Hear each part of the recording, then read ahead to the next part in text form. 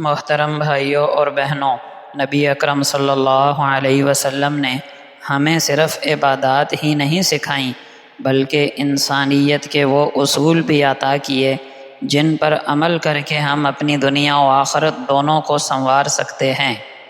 بسم اللہ الرحمن الرحیم۔ ہم سب چاہتے ہیں کہ اللہ پاک ہم پر رحم فرمائے، ہماری پریشانیاں دور کرے، ہمیں گناہوں سے معاف کر دے اور آخرت میں ہم پر اپنی رحمت کے دروازے کھول دے۔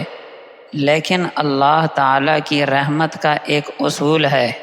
نبی اکرم صلی اللہ علیہ وسلم نے فرمایا، جو دوسروں پر رحم نہیں کرتا اس پر بھی رحم نہیں کیا جاتا۔ جو دوسروں پر رحم کرتا ہے اللہ پاک بھی اس پر رحم فرماتے ہیں۔ یہ دوسرے کون لوگ ہیں؟ کیا صرف ماں باپ، صرف بہن بھائی؟ نہیں، ہر وہ انسان جو تم سے کمزور ہے، مجبور ہے، جسے تمہاری مدد کی ضرورت ہے، چاہے وہ بھوکا ہو، بیمار ہو، دل برداشتہ ہو، غم زدہ ہو، مصیبت زدہ ہو، اس پر رحم کرنا اللہ جل شانہ کی رحمت کو کھینچنے کا ذریعہ ہے۔ اب یہ رحم کرنا کبھی زبان سے ہوتا ہے، نرم گفتگو کر کے، کبھی عمل سے ہوتا ہے، کسی کی مدد کر کے، کسی کو معاف کر کے، اور کبھی دل سے ہوتا ہے، کسی کے لیے سچی دعا کر کے۔ دوستو، جو شخص رحم سے خالی ہو جاتا ہے اس کا دل سخت ہو جاتا ہے، اور سخت دل آدمی اللہ تعالیٰ سے دور ہوتا چلا جاتا ہے۔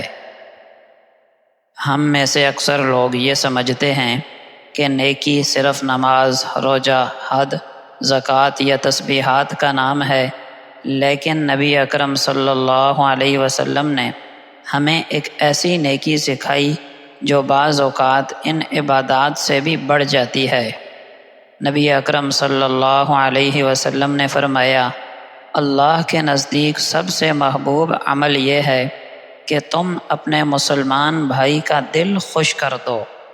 ذرا سوچئے، کسی کا دل غم زدہ ہو، کوئی مایوسی میں ڈوبا ہو، اور آپ کا ایک جملہ، ایک مسکراہٹ، ایک چھوٹا سا تحفہ، ایک ہمدردی بھرا جملہ اس کی زندگی بدل دے، تو صرف اس کو نہیں بلکہ آپ اپنے رب کو بھی خوش کر رہے ہیں۔ دوستو، یہ نیکی پیسوں کی محتاج نہیں، وقت کی محتاج نہیں، بس دل میں خلوص اور نیکی کا جذبہ ہونا چاہیے۔ کبھی کسی کو معاف کر دینا، کبھی کسی کا بوجھ بانٹ لینا، کبھی کسی کے بچوں کے سر پہ پیار سے ہاتھ پھیر دینا، کبھی کسی غمزدہ کی بات صرف سن لینا، یہ سب دل خوش کرنے والی نیکیاں ہیں۔ یاد رکھو، یہ دنیا تو ایک دن ختم ہو جائے گی، لیکن تمہاری وجہ سے کسی کے چہرے پر مسکراہٹ آئی تو قیامت کے دن بھی تمہاری نام اعمال میں نیکیوں میں اضافے کا سبب بنے گا۔ محترم دوستو، ہماری زبان اگر قابو میں رہے تو جنت کا ذریعہ بن سکتی ہے، اور اگر بے قابو ہو جائے تو جہنم کی طرف لے کر جا سکتی ہے۔ ذرا سوچئے، اگر کسی کی لاش ہمارے سامنے رکھی ہو اور ہمیں کہا جائے کہ اس کا گوشت کھاؤ، تو کیا ہم ایسا کر پائیں گے؟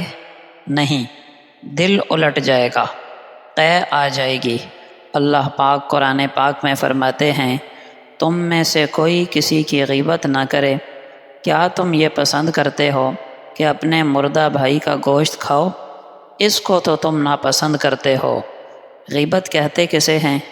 کسی شخص کی غیر موجودگی میں اس کا ایسے عیب کا تذکرہ کرنا جو اگر اس کے سامنے کیا جاتا تو اسے برا لگتا۔ لیکن افسوس، ہم روزانہ زبان سے لوگوں کا مردہ گوشت کھا رہے ہوتے ہیں۔ ان کی پیٹھ پیچھے برائیاں کرنا، مذاق اڑانا، یہ ہماری مجلس کا پسندیدہ موضوع ہوتا ہے، اور ہم سمجھتے بھی نہیں کہ یہ کتنا بڑا جرم ہے۔ ہم تو اسے معمولی گناہ سمجھتے ہیں، بلکہ کتنے ہیں جو اسے گناہ ہی نہیں سمجھتے۔ اور اللہ کے محبوب صلی اللہ علیہ وسلم نے فرمایا، غیبت زنا سے بھی بدتر ہے، غیبت زنا سے بھی بدتر گناہ ہے۔ محدثین نے لکھا ہے کہ زنا کرنے والا توبہ کر لے، اللہ پاک معاف کر دیں گے، لیکن غیبت کرنے والا حقوق العباد کو ضائع کر رہا ہوتا ہے۔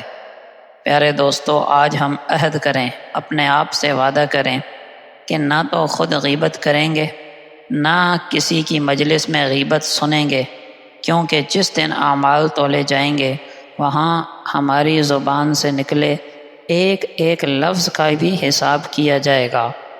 اللہ پاک ہمیں ان احادیث مبارکہ پر عمل کر کے اپنی دنیا و آخرت سنوارنے کی توفیق عطا فرمائیں، آمین۔